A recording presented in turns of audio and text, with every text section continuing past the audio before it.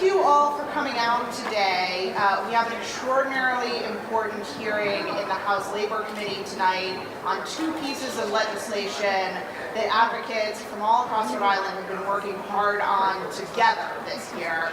And they are the $15 an hour minimum wage and the Fair Pay Act.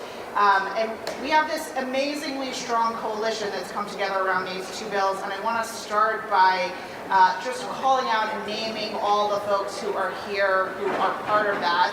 And I'm going to do that in the order that I see them sitting in the audience, which is sort of a little bit random. But the folks from the Rhode Island Commission Against Domestic Violence have been huge supporters. You guys wave your hands when I introduce you.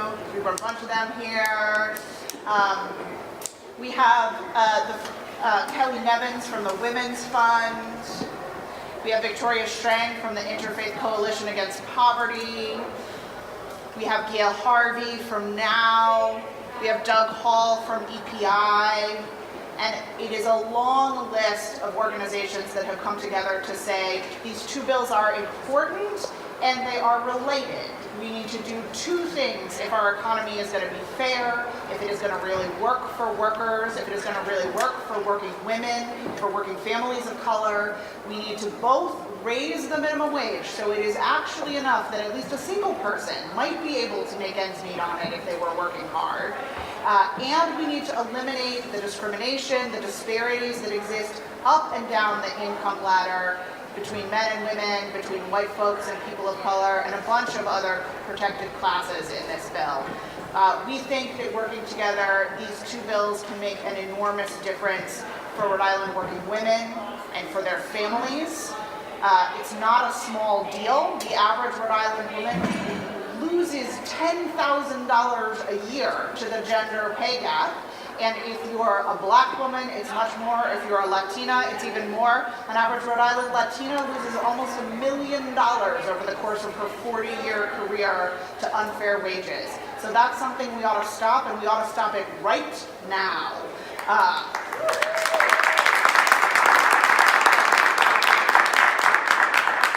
And while we're doing that, we ought to work hard to bring our minimum wage up. A lot of the lowest wage workers, those are also women, those are also people of color. In fact, we can completely eliminate the wage gap for the lowest wage workers and almost completely eliminate it for some of the other low-income workers by passing this fair pay bill, or by passing the minimum wage bill. So these two work together, and they are both part of creating a just and fair economy that really works for working families.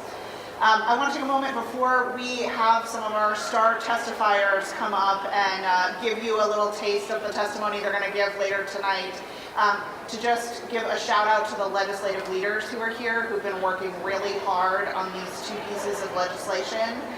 We have with us the House sponsors of these two bills. This is Rep. Marcia Ranglin Batzel. Stand up. She's the big sponsor of the And next to her we have Representative Susan Donovan, who's the lead sponsor of the Fair Pay Act. They're joined by some of their colleagues. We have Senator Gail Golden here, who's the lead sponsor of Fair Pay in the Senate. And by the way, if you missed this, the Senate passed the Fair Pay Act on Tuesday.